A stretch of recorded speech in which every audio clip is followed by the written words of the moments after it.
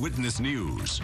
The city of Rockford getting citizen input for a downtown Amtrak train station at this hour. We'll hear some of their ideas. Plus, teen arrest. Prosecutors say the driver suspected of hitting 3 kids on Halloween night was almost as young as the victims. We'll have details. And minimum wage protest. What these demonstrators fear legislators may also do if they decide to raise the state's minimum wage.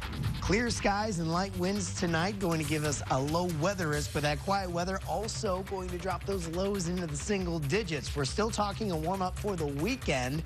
Focus on that in your full forecast coming up. 2 stations, more local news. Eyewitness News, local at 6, starts now. Good evening, I'm Mimi Murphy. And I'm Nick Toma. The city of Rockford reveals its ideas for a new Amtrak station. And officials are holding a public information session right now to get input on what it should look like. Eyewitness News reporter Philip Reed joins us now with more. Phil? Nick and Mimi, Stateliners once again got a chance to give input on Amtrak to the Forest City. Now, if you take a look behind me, you can see that the meeting is still going on right now. They are going over floor plans to discuss what the station could look like. Now, city officials say they are halfway through the design process, but still do not have a formal design. They are hoping to have a multimodal station to serve both trains and buses. The city says they have narrowed the location of the train station down to 2 spots, east of Main Street north of the tracks and west of Main Street north of the tracks. And they say they are staying in contact with IDOT on a consistent basis. We have been sending them preliminary drawings and letting them know what's going on. Right now, our conduit to Amtrak is through IDOT, so we have weekly conference calls with them, keeping them up to date, and we copy them on everything that we do, yes. Now, the train is expected to be up and running by October of 2015. I spoke to one local senator who is very skeptical that that date may not happen, and I'll have reaction from him tonight at 9 and 10. But for now, we are live in Rockford. Philip Reed for Eyewitness News. Nick and Mimi. All right, we'll look forward to that report. Thanks, Phil. Charges are filed against a teenager accused of a Halloween hit-and-run crash. It sent 3 other teens to the hospital. Eyewitness News reporter Christy Nix is here with more. Mimi and Nick, State's Attorney Joe Bruscato announcing this afternoon that the high school driver who allegedly hit 3 14-year-olds Halloween night and then fled could spend years behind bars. The 3 teens were walking along the 14,000 block of White School Road in Roscoe. That's when 17-year-old Carly Vollmer allegedly hit them with her SUV and drove off. Now the state's attorney's office has charged Vollmer with 3 counts of failure to report an accident involving personal injury. Luckily, none of the 3 14-year-olds was seriously hurt, but Bruscato says young drivers need to realize the basic responsibilities of having a license. That's some of the concern that I'm expressing to the community, that a person and people who accept driver's licenses do the right thing, stop, render aid, provide information. The failure to do so, from my perspective, if nothing else, is a senseless act. If convicted, Vollmer could spend up to 21 years behind bars. Nick? All right, Christy, thanks for that update. A SWAT team helps capture a wanted fugitive in Beloit. Joseph Carter is wanted in Rockford on several felonies related to armed burglaries. Detectives got a tip that he might be hiding out at a house on Henry Avenue in Beloit.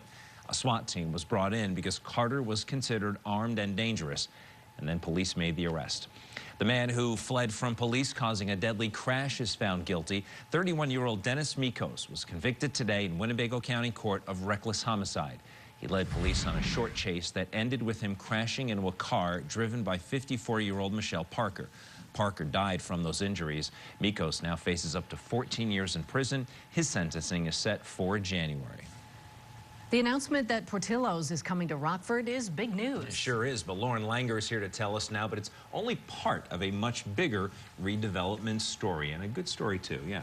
The Portillo's is supposed to bring 120 jobs to the State Line area, and the Servacom is also about to bring in about 500 jobs. A lot of opportunities for State Liners, and businesses in the area say they're excited about the new projects.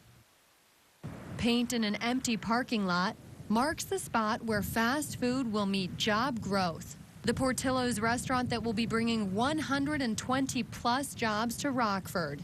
It's my favorite restaurant. We go to Chicago to go to Portillo's. The Portillo's will be near North Mulford Road and East State Street. Here is a sketch of what the restaurant will look like. But the new restaurant is only part of a massive makeover for this vacant area of the old Mulford Village Mall. We tore down part of Mulford Village Mall to be able to put Portillo's and the old K's merchandise. Servacom is going in there with 500 jobs, and they expect to be open for business December 15th. So work on the Servacom site is already well underway. Legacy Designs has been here for about 15 years. Its president is hopeful that both projects will bring a lot more customers their way. Foot traffic back here has been relatively slow, so with the addition of Portillo's, a strip mall at the end, and also Servacom in the old K's merchandise, it will increase our foot traffic tremendously. You know, you don't want dead things or old things. You want new things to come about, and that brings excitement. That brings, you know, opportunities. Which in turn could bring even more businesses to the area. We do a lot of architectural work around here, so I'm guessing that these buildings are going to fill up quick once Portillo's opens up. But it's the hot dog shop named Portillo's that will get it all cooking.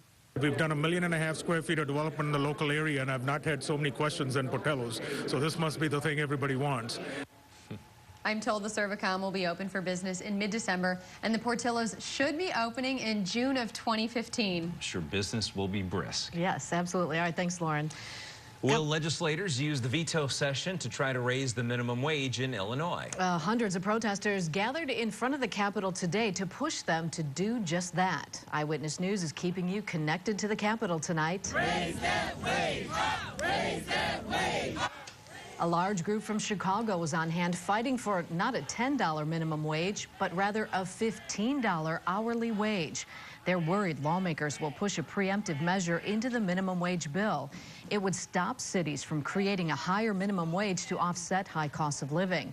More than half of voters on Election Day approved a referendum to increase the statewide minimum to $10 an hour. The voters have spoken.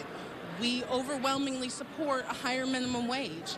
It's what Illinois needs, what Illinois wants, and we have our rights. We voted them into office. We voted for this higher minimum wage, and they should follow the will of the people. The Senate has not made any final decisions on the bill. Lawmakers will have 3 more days when veto session continues in December. Did you know that it is very likely that someone else in the state line has a key to your front door? Matter of fact, several people might, and while it is unlikely anyone would use it, it points to a flaw in how locks and keys work that anyone could take advantage of. I don't think that the average person realizes how many locks are sold at stores that have the same key. But there are some easy and inexpensive ways you can protect yourself. Learn the secrets about locks thieves love. An Eyewitness News investigation coming up tonight at 10 on WTVO 17. Next on Eyewitness News Local at 6, training judges on the topic of domestic violence. An all-day session in Rockford today, how victims advocates are teaching judges to use science to better understand domestic abuse. Plus, stroller stunner. You really want to pay attention to a recall of baby strollers once you hear what kind of damage they can do.